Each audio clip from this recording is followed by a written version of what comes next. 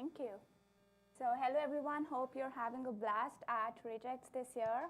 I'm Avni, I am product manager at Intuit Kubernetes service, and I have with me my awesome colleague and awesome engineer, Shell, who is engineer at IKS as well.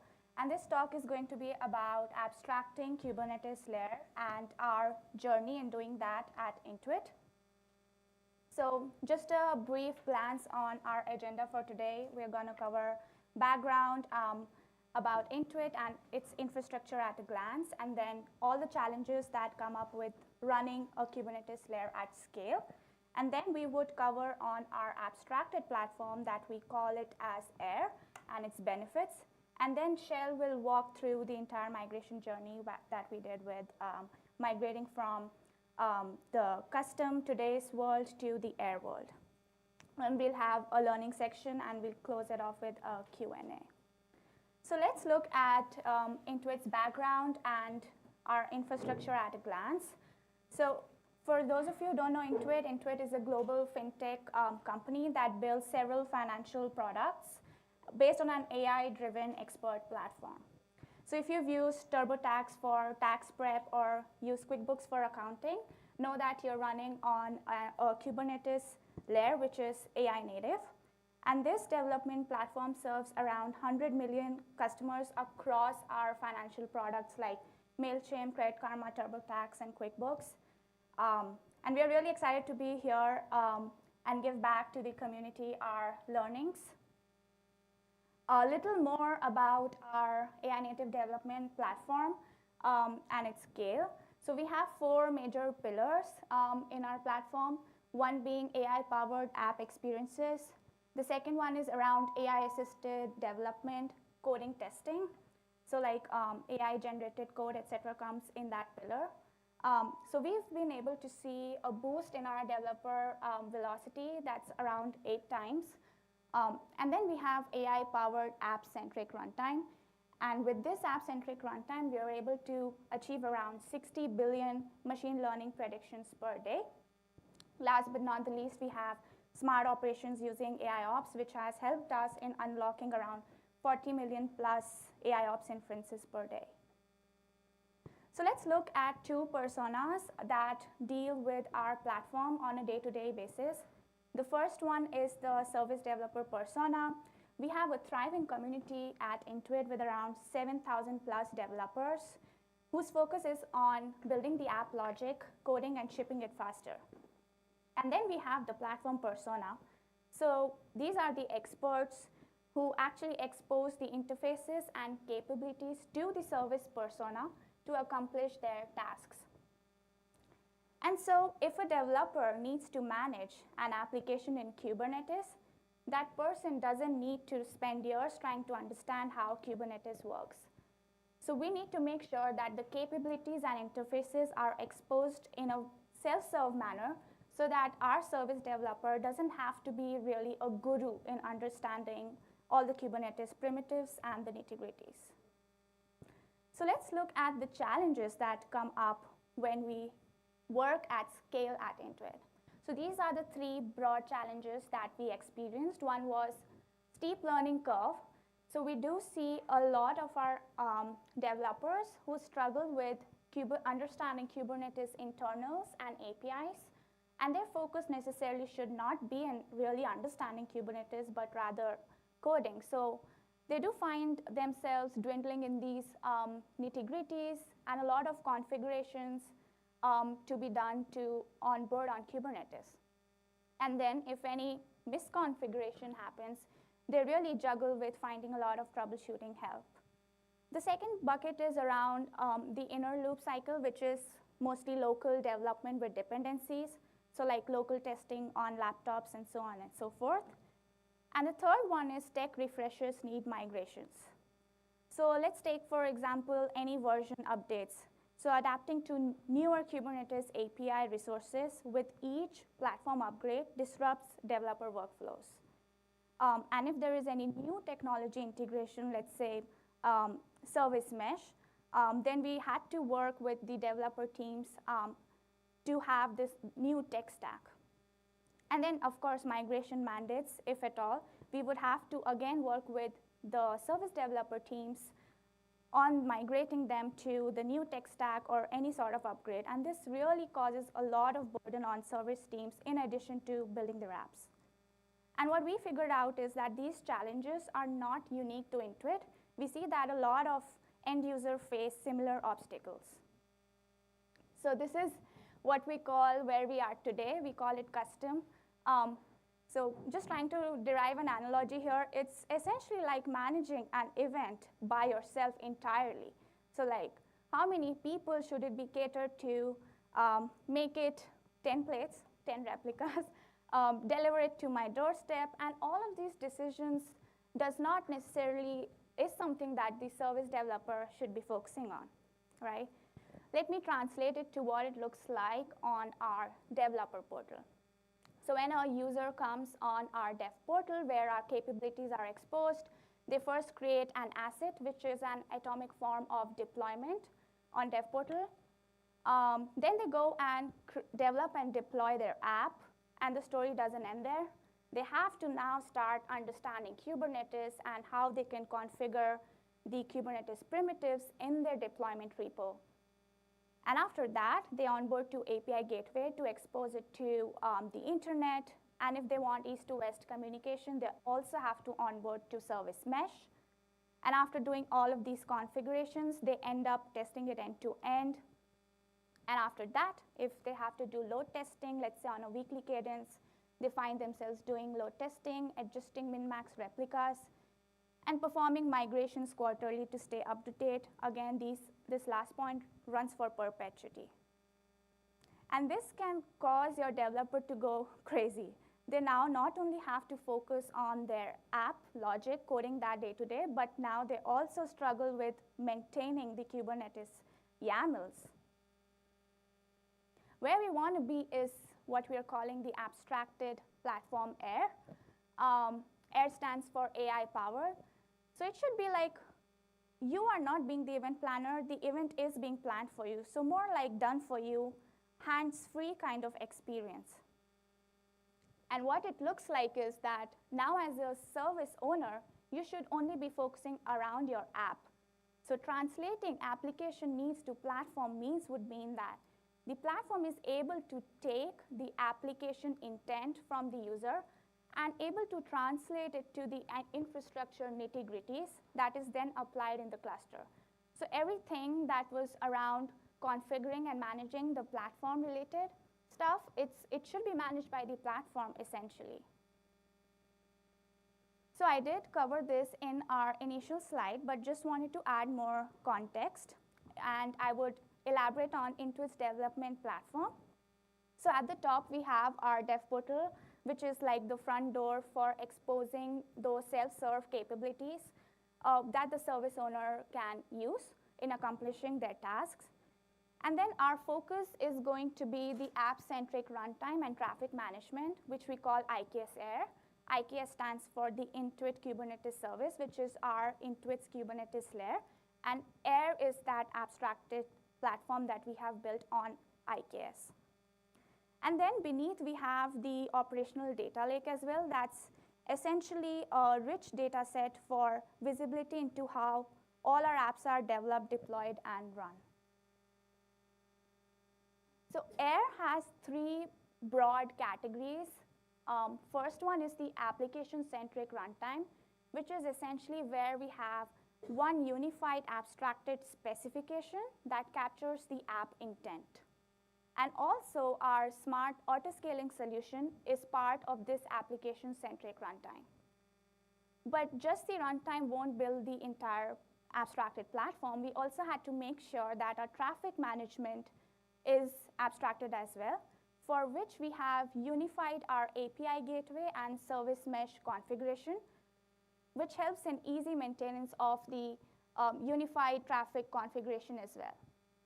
And third, we realized that with an abstracted platform comes the responsibility on the platform to help developers in debugging their deployments without really having to know the Kubernetes nitty-gritties. So for that, we've built a lot of paved roads that user can use to debug their applications without necessarily having to know Kubernetes. And I wanted to highlight the application specification that we have as part of the runtime. It's comprised of components and traits, and it's heavily influenced by the open application model. So components would represent the individual values of functionality, like a web service, a cron job, and even consumer type of workload. And then the traits can further modify or change the behavior of the component it is applied to. So like environment variables or supplying config map would be part of the trait. Now I would like to pass it on to Shell to show how we migrated from custom, that is today's world, to our abstracted Air platform. Shell, over to you. Yeah, thanks, Avni, for setting context on what we have built on Air as a platform. And I'm going to be talking about how we move our existing workload to Air. So just to brief you up, how does the journey look like? So if we take a single application into an example right now with the custom paved road that we have, there are like tons of YAMLs a user has to configure. Like there's IAM role, there's rollout, what do they want in their sizing trait, or what do they want in their HPA, or if their application is synced or not, or if it's mesh enabled. And there are a lot more, like where do they want to deploy. We want to translate this user's intent into a single app spec, which we call it Air app spec or Express app spec over here, in a single YAML. And this captures the user's intent from like 10 different YAMLs to a single YAML, where we try to take just the user intent and we bake in the platform intent. So this entire journey will share how we do this. And then probably, yeah, we think of, before going there, like what do everyone think, like what platform migrations are to app developers? They are boring. We want to make it intuitive and keep it very simple and keep the user engaged rather than making it burdensome for user. We wanted to have a first-class experience for all of this. But before jumping into the migration, what is the background of current Intuit's architecture? So we have around like 2,500 services in production. And when I say services, they have tons of APIs underneath it. And since the services are just directly deployed on Kubernetes today, they are using a paved path, but a lot of developers are unaware about how or what are the best practices of Kubernetes. So they have their unique configuration, and a lot of services are anti-pattern. So how do we take all those services and move them to a unique pattern following like the 12 app factors? And we want to do all of this in real time. So meaning a user should be able to move to Air, but not just move to Air. They should be able to try out Air and custom at the same time. And once they try out, they have that liberty or decision to either stay on Air or move back to custom without affecting their current production workload. So this is our background. Now, if I quickly jump the gears over here, how does the flow look like? And what I said, how does the system look like? So this is an overwhelmed custom developer who just decides to go to dev portal one day because he's tired of maintaining YAMLs. And he's like, okay, I want to begin migration. It's all self-serve. Let's see, we'll figure out what happens later on. So once they click begin migration, we check if migration is allowed or not. If migration is allowed for this scenario, yes, let's assume it's allowed. We create AirStack. And AirStack, it's a paved road, so there are like Splunk, Argo, and a hell lot of other things, namespaces that gets created behind the scenes. And once the AirStack is created, we let users dial traffic between custom and Air. So rather than we do like switch all the traffic to Air, we let users modify or identify what is the need over here. So think of a canary deployment where a user is able to dial traffic. Only thing we check is if the traffic is dialed 100% to Air, that's when the next step is unlocked. In this case, the traffic is not dialed 100% to Air, so user is probably testing or fixing their Air environment. And if everything's working fine, in this case, let's assume the testing pass, a user is able to complete its migration in this scenario. So we see this custom user who's overwhelmed is now able to complete migration, and their services are on Air, and they become happy out of the box. Another scenario is where a migration is not allowed. So there might be some anti-patterns which the automation doesn't support today. We take that feedback, but in this case, we let the service stay on custom rather than inducing any risk to their traffic. The third scenario is in any case, when they start to dial traffic, the testings fail. So one of the options they unlock is cancel migration, but no, they love air, they want to stay on air. So they come back and try to finish this loop to fix the air environment and eventually move all the traffic to air, and they are able to complete the migration, and again, boom. The last scenario which we don't like is the user somehow doesn't understand the benefits of air, they don't get it, and they try to cancel the migration, and again they stay on custom. But majority of the times we try to like understand the customer's need and then translate that to a complete migration scenario. Now, how does this look internally? So we'll be focusing on when migration is allowed, like how do we validate? So there are tons of things that needs to be validated, like look at the user's intent, user's YAMLs, and also identify. So some simplest example is we look at their current K8s manifest, how they look like, what's their Argo sync status, or if their service is running, or if they're actually taking traffic or not, because we want to vend out kind of apples to apples. If their services are running, we want to vend out a running service in air rather than asking users for some feedback. And we also check for compatibility, like if they are following some good patterns or if they're anti-pattern or something. There are like 35 to 40 checks we do behind the scenes before letting a user migrate their services. And once the user is completing all of the checks, this is the UI where a particular user goes to begin air migration, and they probably see that, okay, one of their controllers or one of the component is failing. They haven't have external endpoint or API gateway endpoint. So somehow the user identifies, okay, they have to fix, and they fix, and this is how their validation looks like now. They again go to begin air migration.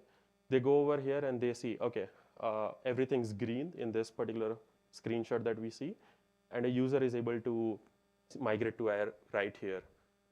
Now, once the validation is passed, how do we end up creating the entire air stack?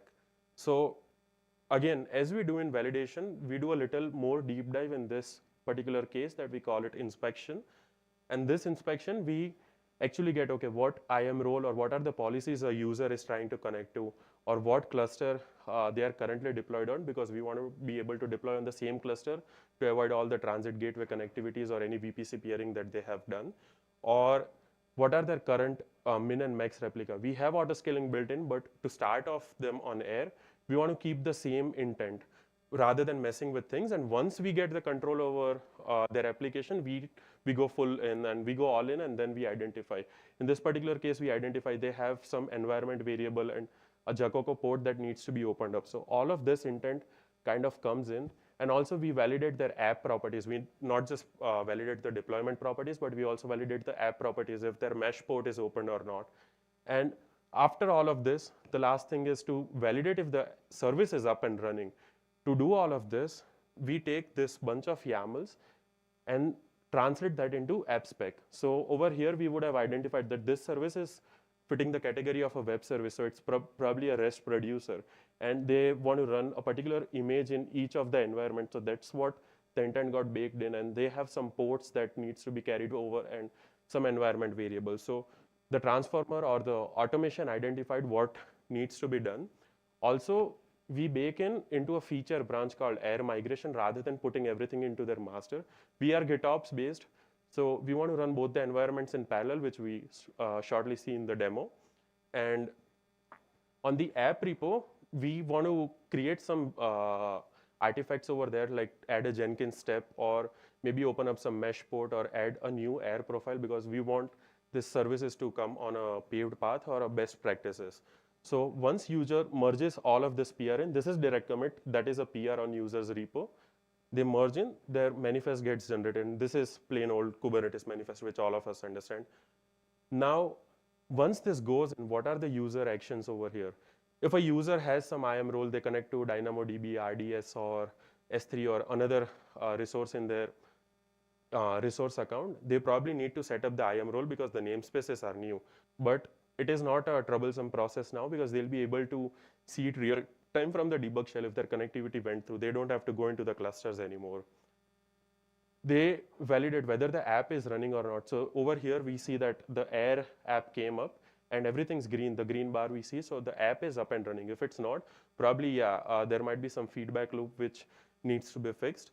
And if everything is running, yeah, they get this awesome UI to start dialing traffic between the environment. So again, more like canary, they dial however they feel the need, and this loop completes. So going forward, we'll slowly go into the demo. Over here, let me pull this up.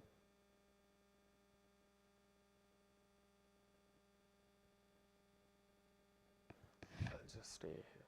Sorry.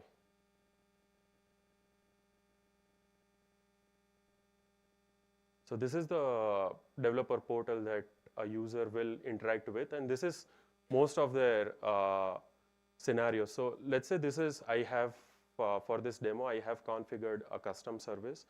So this is a custom service and which a user decides, okay, let's say I begin air migration. Everything might be green over here. And okay, I confirm migrating to air. And once this is done, we get a view something like this.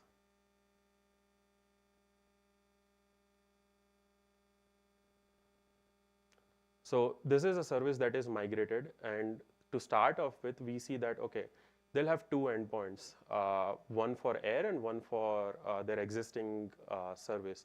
But they'll still be able to use the same endpoint based on the traffic dialing. So users, dependency, upstream, downstream, nothing changes over here. The only thing that changes is that, okay, user has to start dialing traffic. This is the awesome UI that comes where this is where a user starts migrating from. So this is ICAS to air. And this is where they dial to air. Now, if I go into traffic dial and I say, okay, dial traffic for migration, we identified that this service is fine. We have 5% in custom, but now we validated, okay, everything's running fine. I dial 100% to air. And this gets applied real time, like the way we see here. Another scenario is a user should be able to deploy their code changes because they'll be actively making code changes. They want to be able to deploy to both the environments at the same time. So the pipeline that they get configured is looking more like this. Sorry.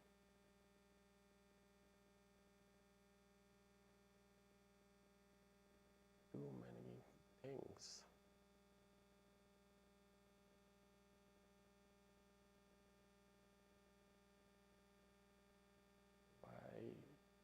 Let's go from here.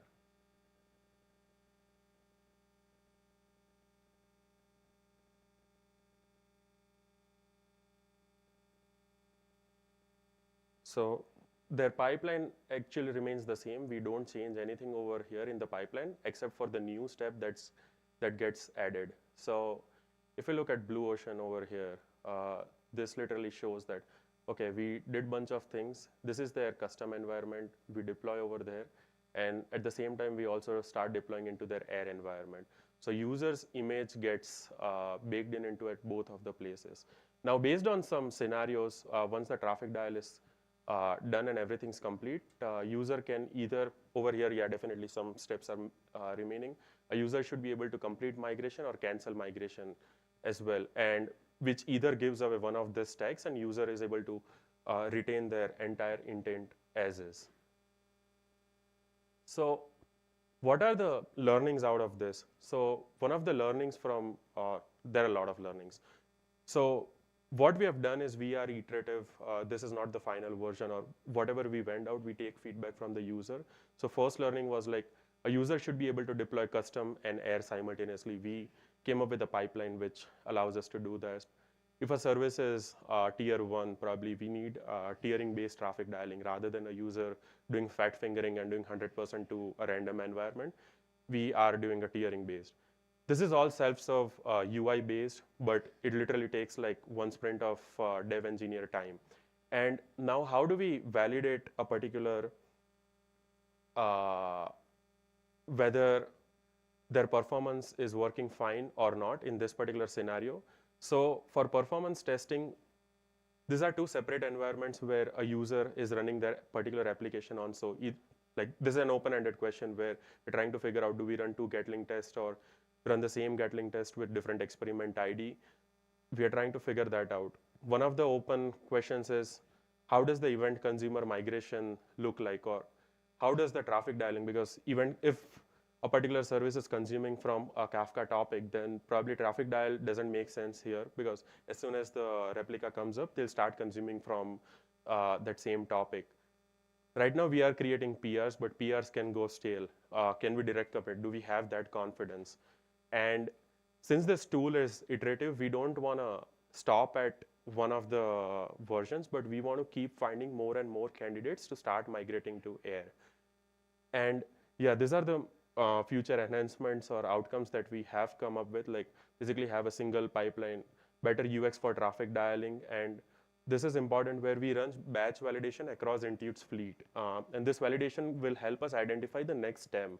There are some open work as well, like how do we address old timers or legacy services in an automated way? And today, a user needs to do some work to automate the IM role, like basically set up the new IM role, but how do we automate this? And that's pretty much it for me, and Avni is going to share the learnings from abstraction. Thanks, Shel. That was a seamless manner to migrate. Cool. So as Shel covered the migration journey, I just wanted to take a moment to show some of our learnings from the abstraction layer. Shel already mentioned that PRs can go stale. Today, the deployment repos are, once we vend it out, the service owners own it. So we do expect their approval for deployment repo as well. So that's one of our learnings, that PR commits should not go stale, or we have to prompt them to approve it sooner. How to address users' pre-scaling needs. So auto-scaling engine, we saw that it should also take into consideration the pod startup time.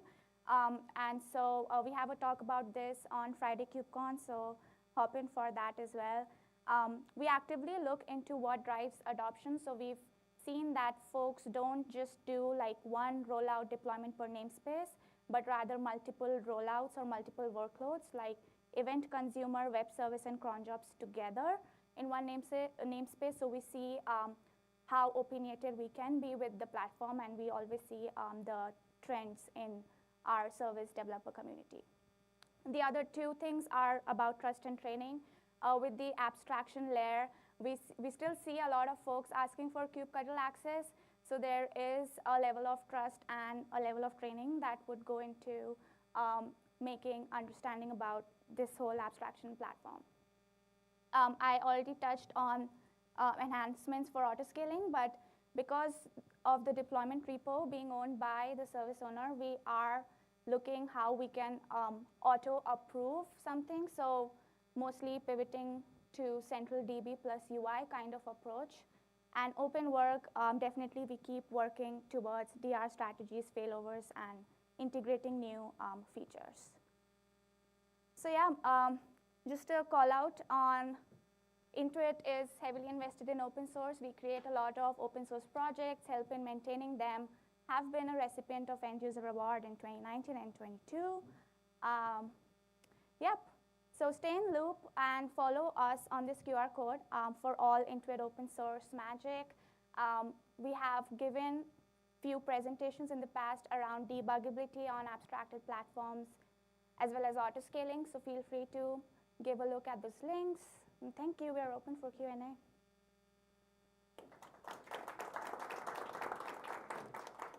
All right. Are there any questions? We got a couple in the audience. We got a minute or two, so. Just real quick, what's the ultimate end goal for adoption here? Are you shooting for 80%? Are you shooting for 100%? Especially with larger orgs and orgs that have, acquisitions where people are coming in, they already have their own opinionated setup. Are they a target for AIR, or are they kind of, that would be nice, but we really want to get the kind of 80% of the company to come onto the platform, and there are just going to be some tenants who this isn't a fit? Yeah, Thanks. no, that's a great question. We are focusing on the 80%. As you mentioned, we are trying to see those general standards and practices for the majority of the group. And there would be 20% that we know would be really custom in their needs, so they are not the perfect candidates for AIR. We got one or two more. I'm going to go you. If we have time, we'll get to the rest. You mentioned part of the workflow here is migrating from 10 or however many sort of direct Kubernetes manifests into one new YAML specification. Is that its own sort of first-class Kubernetes object that you're managing with an operator, or is that like a templating layer where you're generating config maps and applying those directly? Right now it's a templating layer based on customize, and we have our KRM-based model as well. So we render using the plugin. We are not directly applying this as a CR to the cluster. But in future, we definitely have to explore that option as well. One quick question. How does this apply to dev environments?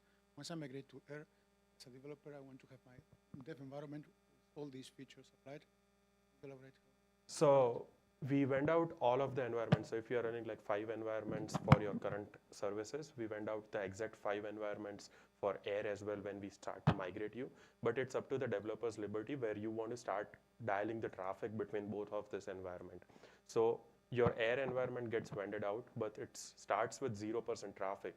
So you are actually able to test and debug if there are any issues without even taking traffic. And once you feel confident, you start taking traffic on that environment.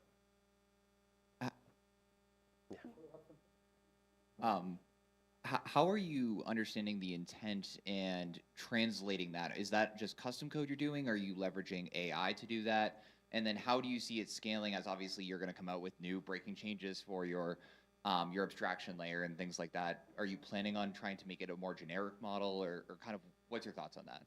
So right now we are not leveraging AI to understand this because there's a lot of intent baked in. So even today's custom service is based on a paved road. So we understand what the templates have been vended out. And we try to take that, understand what the user's intent is into a new template based on what it just focuses on the app spec.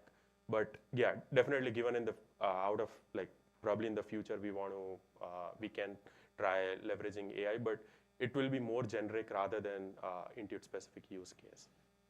Yeah, but just to add on that, we are being very cognizant about how our app spec actually looks like. So we do see the trends and only then have an opinionated view. We don't start with here it is, you can do everything. We start with you can do with use case A and then go to B, C, D. All right. Well, thank you, Avni and Sahil. We appreciate Intuit and your guys' presentation. It's always fascinating to hear about how companies are leveraging these technologies in production. This is our last session before lunch that's down here for the online viewers. So the next session will be in about 2 minutes up in the theater space. And then our next session down here in the flex space will be at 14:35 after we get back from the lunch break. So Thanks, thank Sean. you guys all very much for joining. Thanks, Thank folks. you.